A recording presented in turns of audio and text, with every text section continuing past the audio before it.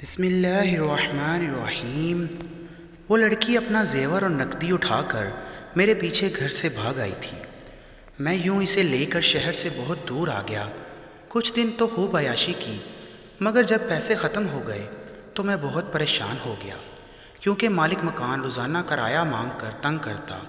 ایک دن بیوی کو گھر میں ہی بند کر کے میں ابا کے پاس مدد کے لیے آیا، مگر ابا نے مجھے واپس جانے ہی نہ دیا اور میری زبردستی ایک لڑکی سے شادی کروا دی۔ میں شادی کی خوشی میں اتنا مصروف ہو گیا کہ یاد ہی نہ رہا کہ وہ لڑکی گھر میں قید ہے۔ جو ہی اس کا خیال آیا تو بہت گھبرا گیا اور اسی رات بھاگا ہوا وہاں گیا، اور جیسے ہی تالا کھول کر اندر قدم رکھا تو آگے کا منظر دیکھ کر ہوش فنا ہو گئے، کیونکہ اندر بیوی اور میرا نام کامران ہے، میرا تعلق حیدرآباد سے ہے۔ میں اپنے ماں باپ کا اکلوتا بیٹا تھا۔ میں نے جب سے ہوش سنبھالا تھا اماں کو بیمار دیکھا۔ ابا نے بہت سے ڈاکٹرز کو دکھایا مگر کچھ فرق نہیں پڑا۔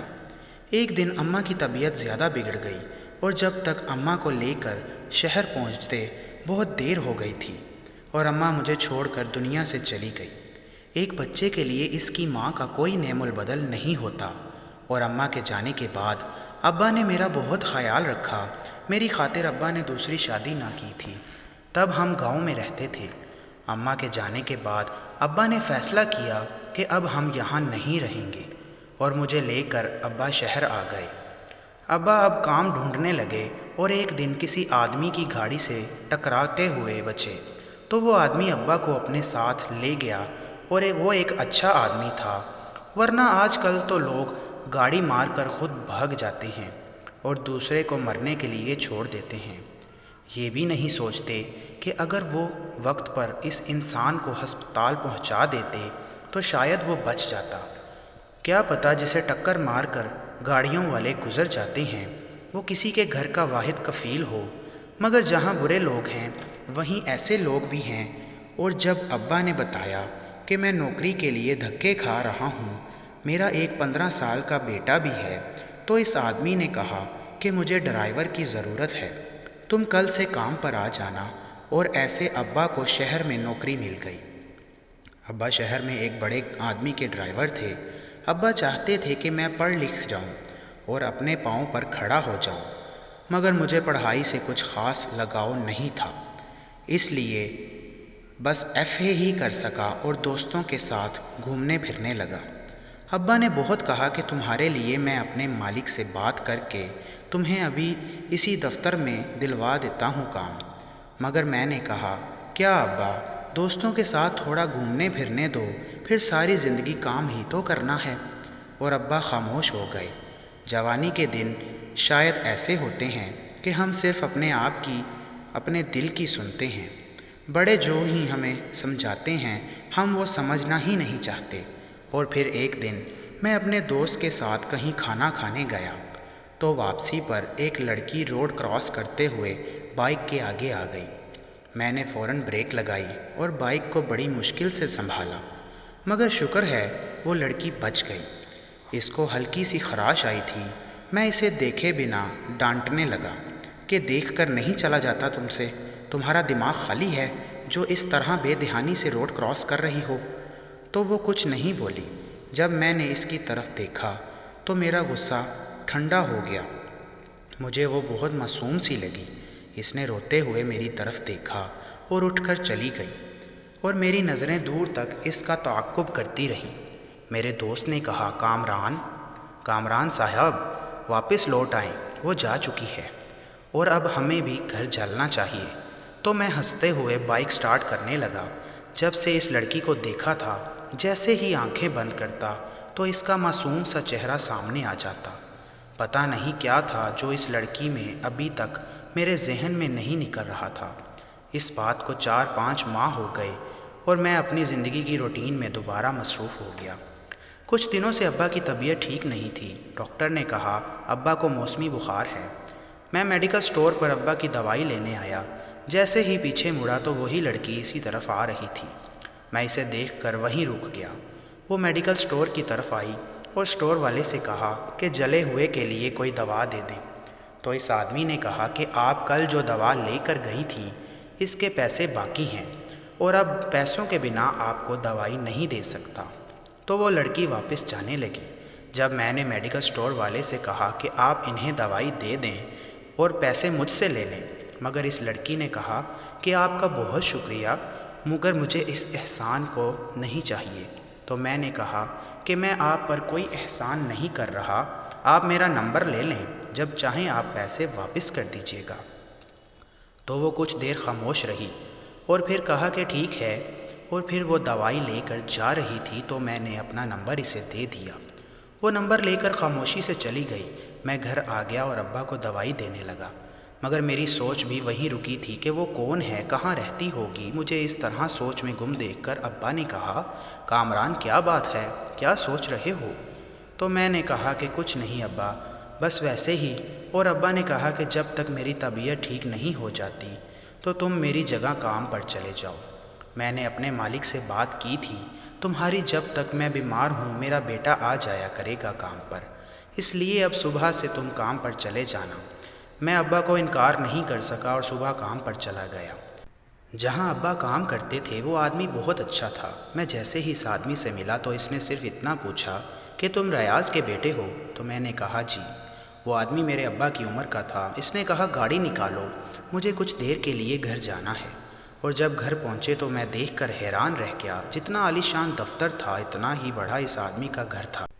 اس نے چوکیدار سے کہا اس لڑکے کو چائے وغیرہ پلاؤ۔ جتنا اللہ نے اسے نوازا تھا وہ اتنا ہی سادہ سا اور نرم طبیعت کا انسان تھا، اور میں وہی چوکیدار کے پاس بیٹھ گیا۔ پھر ابا ٹھیک ہو گئے اور ابا چاہتے تھے کہ اب میں کام کرتا رہوں، مگر میں نے ابا کو کہا کہ مجھے یہ کام نہیں کرنا، کوئی اور کام ہوا تو کر لوں گا، اور کمرے میں آ گیا۔ جب کسی انجان نمبر سے کال آنے لگی، میں نے جیسے ہی کال اٹینڈ کی تو آگے سے کوئی آواز نہیں آئی۔ میں نے کال کاٹ دی۔ پھر دوبارہ سے کال آئی تو میں نے کہا کہ جب آگے سے بولنا ہی نہیں ہوتا تو کال کیوں کرتے ہو؟ اور تب کسی نے کہا کہ میں ہوں، آپ کے پیسے دینے تھے اس لیے کال کی۔ تو میں نے کہا کون سے پیسے اور آپ کون ہیں؟ تو اس لڑکی نے کہا اس دن میڈیکل سٹور پر آپ نے میری دوائی کے پیسے دیے تھے اور کہا تھا کہ مجھے اس نمبر پر کال کر کے پیسے دے دینا۔ میں اس کی آواز سن کر کچھ دیر بول نہ سکا۔ پھر میں نے اس لڑکی سے کہا کہ مجھے پیسے نہیں چاہیے، آپ رہنے دیں، 1000 ہی تو ہے، اتنے پیسوں کے لیے آپ پریشان نہ ہوں۔ وہ ابھی بات کر رہی تھی جب کسی نے اسے آواز دی اور کہا کہاں مر گئی ہو کام چور؟ تو اس نے گھبراتے ہوئے کال کاٹ دی۔ پتہ نہیں کیوں میں نہ چاہتے ہوئے بھی اس لڑکی کے بارے میں سوچنے لگا، اور تب سے بار بار موبائل کو دیکھتا کہ اس کی کال آئی کہ نہیں۔ پھر ایک دن میں نے خود اسے کال کی مگر کسی نے نہ اٹھائی۔ دوبارہ کال کی اور اب کی بار کال اٹینڈ کر لی تھی اس نے۔ میں نے کہا آپ نے اس دن اچانک کال کاٹ دی تو میں نے سوچا پوچھ لوں آپ ٹھیک ہیں۔ مجھے کچھ سمجھ نہیں آ رہا تھا کہ کیا بات کروں۔ پھر مجھے یوں محسوس ہوا جیسے وہ رو رہی ہو اور میرے دل کو کچھ ہوا۔ میں نے فوراً پوچھا کیا بات ہے، تم رو کیوں رہی ہو؟ اس نے کال کاٹ دی۔ میں نے پھر سے ٹرائی کیا تو نمبر آف آ رہا تھا اور میں بے چینی سے ٹہلنے لگا۔ جب ابا میرے کمرے میں آیا اور کہا کیا بات ہے، کچھ دنوں سے دیکھ رہا ہوں تم کچھ الجھے سے لگتے ہو۔ میں نے کہا ارے نہیں ابا ایسا کچھ نہیں ہے۔ تو ابا نے کہا کوئی مسئلہ ہو تو مجھے بتانا، ایسے پریشان نہ ہوا کرو۔ ابا سونے کے لیے چلے گئے مگر مجھے نیند کہاں آنی تھی۔ میں اپنے دل کی بے چینی کو سمجھ نہیں پا رہا تھا۔ پھر ایک دن اس لڑکی نے خود کال کی اور کہا وہ مجھ سے ملنا چاہتی ہے، تو میں نے فوراً ہاں کر دی۔ اس کی بتائی ہوئی جگہ پر ملنے گیا۔ جب وہ آئی تو اس کے ہاتھ میں ایک بیگ تھا۔ میں نہ کچھ سمجھ سکا اور اس سے کہا آپ کہیں جا رہی ہیں؟ تو اس نے مجھ سے کہا آپ میرے لیے کچھ کر سکتے ہیں؟ تو میں نے کہا جی ضرور۔ اس نے کہا کہ میں اپنا گھر چھوڑ آئی ہوں اور وہ رونے لگی۔ پھر اس نے کہا کہ آپ مجھ سے شادی کر لیں، میں آپ کو کبھی تنگ نہیں کروں گی، جہاں رکھیں گے جس حال میں رکھیں گے میں رہ لوں گی۔ مجھے خاموش دیکھ کر اس نے کہا میں نہیں جانتی آپ کیا سوچ رہے ہو کہ میں کیسی لڑکی ہوں جو خود آپ سے شادی کہہ رہی ہوں، جس کے بارے میں آپ کچھ نہیں جانتے۔ تو مجھ سے اس کے آنسو دیکھے نہیں جا رہے تھے۔ میں نے کہا آپ پریشان نہ ہوں، میں آپ سے شادی کے لیے تیار ہوں، اور میں اسے لے کر شہر چھوڑ کر آ گیا۔ پھر ایک جگہ دیکھ کر رہنے لگے، کرائے کا مکان لیا اور اس لڑکی جس کا نام ناہید تھا اس سے شادی کر لی اور وہیں رہنے لگے۔ پھر اس سے کہا کہ میں اپنے بارے میں آپ کو کچھ بتانا چاہتی ہوں۔ تو اس نے کہا کہ جب سے میں نے ہوش سنبھالا تھا صرف اپنے ماموں کو دیکھا تھا، اماں بابا کا تو مجھے پتہ ہی نہ تھا۔ جب ماموں سے پوچھتی کہ میرے اماں بابا کہاں ہیں تو وہ کہتے کہ ایک حادثے میں ان کی ڈیتھ ہو گئی تھی جب تم 2 ماہ کی تھی، اور تب سے ہی میں تمہیں سنبھال رہا ہوں۔ میں بہت چھوٹی تھی، کچھ سمجھ ہی نہ پائی کہ سچ کیا ہے۔ جب تھوڑی عقل آنے لگی تو ماموں سے کہا کہ مجھے اسکول جانا ہے، تو ماموں نے کہا کہ میرے پاس اتنے پیسے نہیں کہ تمہارے خرچے اٹھا سکوں، شکر کرو کہ کھانے کو 2 وقت کا کھانا مل جاتا ہے۔ میں ہی ہوں جو تمہیں کھلا پلا رہا ہوں، کوئی اور ہوتا تو تمہیں یتیم خانے میں بھیج دیتا۔ میں رونے لگی اور اللہ سے باتیں کرنے لگی کہ یا اللہ میں کتنی بد نصیب ہوں جس نے اپنے ماں باپ کو نہیں دیکھا اور وہ دنیا سے چلے گئے۔ میں ایسے ہی روتی ہوئی سو جاتی۔ میں اور ماموں جہاں رہتے تھے وہ 3 کمروں پر مشتمل گھر تھا۔ ماموں روز صبح نکل جاتے اور رات کو گھر آتے۔ مجھے اکیلے میں خوف محسوس ہوتا۔ میں اب بڑی ہو چکی تھی۔ پھر جب ایک دن ماموں کسی عورت کو اپنے ساتھ گھر لے آئے، میں نے پوچھا تو ماموں نے کہا یہ تمہاری ممانی ہے، میں نے شادی کر لی ہے، تم جاؤ اور ہمارے کھانے کے لیے کچھ لے آؤ۔ تو میں نے کہا ماموں گھر میں تو پکانے کے لیے کچھ بھی نہیں۔ اس ٹائم ماموں غصے سے چلانے لگے اور سارا دن گھر میں کرتی کیا ہو، باہر جا کر سبزی نہیں لا سکتی تم؟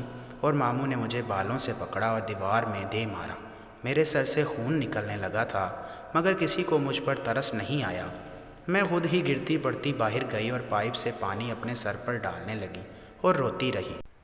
جب آنکھ کھلی تو سر میں درد ہو رہا تھا، یہاں تک کہ مجھ سے ہلا بھی نہیں جا رہا تھا۔ ماموں اپنی نئی نویلی دلہن کو لے کر کہیں گئے۔ میں چادر اوڑھ کر گھر سے نکلی تو ساتھ والے ہمسائے کا دروازہ کھٹکھٹایا۔ گھر سے ایک بوڑھی خاتون نکلی۔ میں نے اس سے مدد مانگی۔ درد کی وجہ سے مجھے چکر آ رہے تھے، میں وہیں گر گئی۔ جب آنکھ کھلی تو میں اپنے کمرے میں تھی اور وہ بوڑھی عورت میرے پاس بیٹھی تھی۔ اس نے کہا کہ بیٹی کیسی طبیعت ہے، اٹھو کچھ کھا پی لو۔ وہ عورت بہت اچھی تھی۔ اس نے کہا تم کھانا کھا لو اور اگر کوئی کام ہو تو مجھے بتا دینا۔ پھر وہ چلی گئی۔ ایک میرے ماموں تھے کہ ان کو میری ذرا پرواہ نہیں تھی، آ کر پوچھا تک نہیں کہ میں زندہ بھی ہوں یا مر گئی۔ پھر ایک شام کو ممانی میرے کمرے میں آئی اور کہا کہ اٹھ کر کوئی کام بھی کر لیا کرو، ہم تمہارے نوکر نہیں ہیں جو تمہیں بٹھا کر کھلائیں۔ میں نے کہا ممانی پہلے بھی تو سارا کام میں ہی کرتی تھی۔ تو ممانی نے کہا اگر کرتی ہو تو ہم پر کون سا احسان کرتی ہو، اٹھو اور کچن سمیٹو۔ اور ہاں، صبح میرے گھر والے آ رہے ہیں، سارا گھر اچھی طرح صاف ہونا چاہیے، اور کھانے میں کیا بنے گا یہ کیا نہیں بنے گا یہ میں بتاؤں گی۔ پھر صبح ہوتے ہی میں نے سارے گھر کو صاف کیا اور جو ممانی نے کہا وہ کھانا بنایا۔ رات کو میں اپنے کمرے میں آ گئی تو ممانی کا بھتیجا میرے کمرے میں آ گیا اور کہنے لگا ہم آپ کے گھر آئے ہیں اور آپ ہم سے ملی بھی نہیں۔ میں نے کہا آپ ممانی کے رشتہ دار ہیں، بہتر ہوگا ان تک ہی محدود رہیں اور میرے کمرے سے چلے جائیں۔ تو ممانی کے بھتیجے نے میرا ہاتھ پکڑ لیا۔ جب ممانی آئی تو کہنے لگا اس نے مجھے اپنے کمرے میں آنے کا کہا تھا۔ ممانی مجھے مارنے لگی اور کہا پتہ نہیں کس کا گندا خون ہے، کتنی دفعہ اس کے ماموں سے کہا ہے اسے ٹھکانے لگا دو، مگر پتہ نہیں وہ کیا چاہتا ہے، کرتی ہوں اس کا کچھ نہ کچھ بندوبست۔ میں روتی رہی، کون تھا میرا، کس سے کہتی۔ پھر ایک دن سالن میں نمک زیادہ پڑ گیا تو ممانی نے میرا ہاتھ جلا دیا۔ تکلیف سے میں رو رہی تھی مگر ممانی کو مجھ پر رحم نہ آیا۔ پھر ایک دن رات کو پانی پینے کے لیے اٹھی تو ماموں کی آواز پر میرے قدم وہیں رک گئے۔ ماموں خوش ہو کر ممانی سے کہہ رہے تھے کہ میں نے ناہید کا رشتہ طے کر دیا ہے، وہ زیادہ عمر کا تو ہے مگر میری منہ مانگی قیمت دینے کو تیار ہے۔ ممانی کہنے لگی بس جلدی کرو، اسے روانہ کرو بورے کے ساتھ، باقی رقم بھی وصول کرو، چلو یہ کسی کام تو آئی ہمارے۔ بھاری قدموں سے میں چلتی ہوئی اپنے کمرے میں آ گئی۔ میں سوچ بھی نہیں سکتی تھی کہ ماموں ایسا کریں گے۔ اور پھر صبح ماموں نے کہا 2 دن میں تمہاری شادی ہے، اب تم مہمان ہو اس گھر میں۔ میں نے اس کی بات کا کوئی جواب نہ دیا۔ پھر رات کو جب ماموں ممانی گھر آئے، ان کے ہاتھوں میں بہت سے شاپنگ بیگ تھے، شاید میری شادی کی قیمت مل چکی تھی۔ ماموں ممانی سمجھے کہ میں سو چکی ہوں، مگر ان کے کمرے میں جاتے ہی میں کھڑکی کے ساتھ لگ گئی تاکہ ان کی باتیں سننے سکوں۔ مجھے اپنے کانوں پر یقین نہ آیا جب ممانی نے کہا کہ تمہاری بیٹی بھی تو خوب عیش کر رہی ہے، جس میں تمہاری بیٹی ہے۔ جیسے ہی یہ پیسے ختم ہوں گے ہم یہ گھر بیچ کر اس عالی شان بنگلے میں رہنے چلے جائیں گے جہاں تمہاری بیٹی مزے کر رہی ہے۔ ماموں کی بیٹی بھی ہے اور مجھے خبر تک نہیں تھی۔ پھر ماموں کہنے لگے، ارے نہیں، وہ تو مجھے پہچانتی بھی نہیں۔ پھر ایک دن میں نے اسے وہ تصویر دکھائی جو میں نے اس وقت بنائی تھی جب اسے مالک کی بیٹی بنا کر مالک کو دے دیا اور مالک سے کہا کہ میری بیٹی تو پیدا ہوتے ہی مر گئی، کیونکہ مالک کی بیٹی بھی اسی ہسپتال میں پیدا ہوئی تھی جہاں میری بیٹی۔ اس دن مجھے پتہ چلا یہ آدمی جس کو میں اپنا ماموں سمجھتی تھی، اس سے تو میرا کوئی رشتہ ہی نہ تھا، اور میں پھر اسی رات فیصلہ کیا کہ مجھے اب کیا کرنا ہے۔ جب تم مجھے اس دن ملے اور اپنا نمبر دیا، میں نے اسی دن سوچ لیا کہ مجھے اب کیا کرنا ہے۔ اگلے دن جب ماموں ممانی سے کہا کہ ناہید کو اچھے سے تیار کر دو، رات میں اس کا نکاح ہے، تو ممانی نے مجھے چائے لانے کا کہا۔ میں نے چائے میں نیند کی گولی مکس کر دی اور چائے پیتے ہی وہ گہری نیند سو گئے۔ خود سارا زیور اور سمیٹ کر میں نکل پڑی۔ اس دن تمہیں اسی رات وہاں بلایا اور ناہید مجھے سب بتاتے ہوئے کتنا رو رہی تھی۔ میں ناہید کے بارے میں سب سن چکا تھا اور حیران تھا کہ کوئی اتنا خود غرض کیسے ہو سکتا ہے، اپنی اولاد کے سکھ کے لیے کسی دوسرے کی اولاد کے سکھ کو چھین سکتا ہے۔ میں نے ناہید کو تسلی دی کہ اب تم تنہا نہیں ہو، تمہارے ساتھ اب، اور ناہید کے چہرے پر ایک سکون اور اطمینان دیکھا جو شاید دل کا بوجھ ہلکا ہونے پر آیا تھا۔ ہمیں شہر چھوڑے ہوئے 3 ماہ ہو گئے۔ جو کچھ پاس تھا سب خرچ ہو چکا تھا اور وہ لڑکی اپنا زیور بیچ کر نقد اٹھا کر میرے گھر سے بھاگ گئی تھی۔ یوں میں اسے لے کر شہر سے بہت دور آ گیا۔ کچھ دن تو خوب عیاشی کی، مگر پیسے ختم ہو گئے تو بہت پریشان ہو گیا۔ مالک مکان روز کرایہ مانگ کر تنگ کرتا۔ ایک دن بیوی کو گھر میں ہی بند کیا اور ابا کے پاس مدد لینے آیا، مگر ابا نے مجھے واپس ہی نہ جانے دیا اور میری زبردستی شادی ایک لڑکی سے کروا دی۔ میں خوشی میں اتنا مصروف تھا کہ یاد ہی نہ رہا کہ پہلی بیوی گھر میں قید ہے۔ یوں ہی جب اس کا خیال آیا تو گھبراتا ہوا اسی رات بھاگا اور وہاں گیا۔ جیسے ہی تالا کھول کر اندر قدم رکھا، آگے کا منظر دیکھ کر ہوش فنا ہو گئے، کیونکہ اندر بیوی اور میرا 2 ماہ کا بچہ سو رہے تھے۔ وہ حیرت سے مجھے دیکھنے لگی اور کہنے لگی، کسی کا نہیں، یہ تمہارا بچہ ہے۔ تم نے تو جانے کے بعد پلٹ کر پوچھا بھی نہیں۔ اور اپنے بچے کو میں نے خود سے گلے لگایا اور پیار کرنے لگا۔ ناہید سے معافی مانگی اور اسے بتایا جب واپس ابا سے پیسے لینے گیا تھا تو ابا نے مجھے نہیں آنے دیا اور میری شادی کروا دی اس لڑکی سے جس کے باپ کی نوکری ابا کرتے تھے۔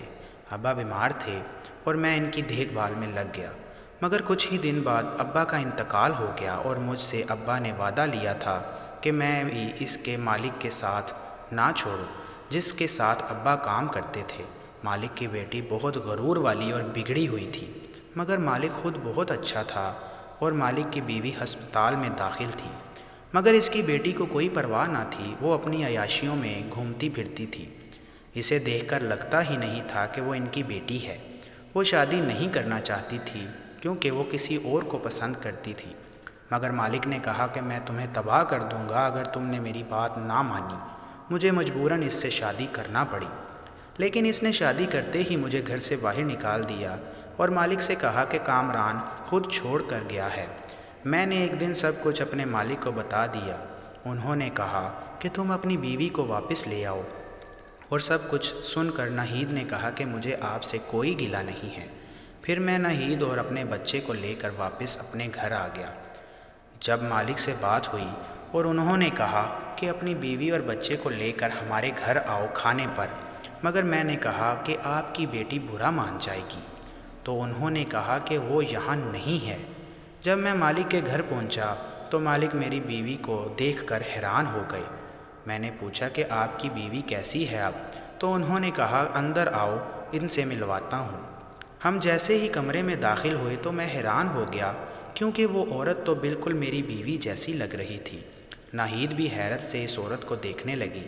جب مالک سے پوچھا کہ تمہاری بیوی کے گھر والے کہاں ہیں، تو میں نے کہا کہ ناہید کے ماں باپ فوت ہو چکے ہیں اور اس کے ماموں نے پالا ہے۔ مگر اس سے پہلے کہ میں کچھ اور کہتا، انہوں نے ایک تصویر نکال دکھائی اور کہا کہ یہ ہے نا ناہید کے ماموں؟ تو ناہید دیکھتے ہی کہنے لگی جی ہاں یہی ہیں، مگر آپ اسے کیسے جانتے ہیں؟ تب انہوں نے بتایا یہ آدمی ہمارے آفس میں چائے سرو کرتا تھا، بہت غریب تھا، اس لیے اسے گھر کا فرد بنا لیا، مگر یہ نہیں جانتے تھے کہ یہ سانپ بن کر ہمیں ہی ڈس لے گا۔ پھر ہمیں پتہ چلا کہ وہ میری بیٹی کو لے کر بھاگ گیا ہے۔ ہم نے ہر جگہ اسے ڈھونڈا مگر کوئی سراغ نہ ملا۔ ایک دن جب وہ اپنی سگی بیٹی سے ملنے آیا تو مجھے دیکھتے ہی چھپ گیا۔ میں نے اسے دیکھ لیا اور اس کا پیچھا کر کے اسے پکڑ لیا تھا، مگر اس نے کہا کہ میری بیٹی گھر سے بھاگ گئی ہے اور ایک نمبر دیا کہ اس پر کسی سے بات کرتی تھی۔ میں نے جب اس کا نمبر کا پتہ کروایا تو وہ کامران تمہارا نمبر تھا۔ اس سے پہلے کہ میں تم سے کچھ پوچھتا تم نے خود ہی مجھے بتایا کہ تم نے شادی کی تھی اس لیے چلے گئے تھے۔ تو میں نے کہا کہ اپنی بیوی کو لے کر ہمارے گھر آؤ، ناہید کسی اور کی نہیں بلکہ ہماری بیٹی ہے۔ ناہید روتی رہی۔ میں سوچ رہا تھا کہ زندگی کیسے امتحان لیتی ہے۔ ناہید کو اس کے ماں باپ مل گئے، مگر ان لوگوں کو کیا ملا دوسروں کی زندگیوں سے کھیل کر؟ ہم دوسروں کو دھوکہ دے کر یہ کیوں بھول جاتے ہیں کہ ہم سے کبھی حساب نہیں ہوگا؟ اگر اللہ نے ہماری رسی ڈھیلی چھوڑ دی ہے تو اس کا یہ مطلب تو نہیں کہ ہماری کبھی پکڑ نہیں ہوگی۔ دوستو، اگر آپ کو ہماری یہ ویڈیو بھی پسند آئی تو کائنڈلی اس ویڈیو کو لائک کریں، شیئر کریں اور ہمارے چینل توفیق وائس کو سبسکرائب کر کے بیل آئیکن لازمی دبائیں تاکہ ہماری آنے والی ہر نئی ویڈیو آپ تک بر وقت پہنچتی رہے۔ تو ملتے ہیں کل ایک نئی ویڈیو کے ساتھ، تب تک کے لیے اللہ حافظ۔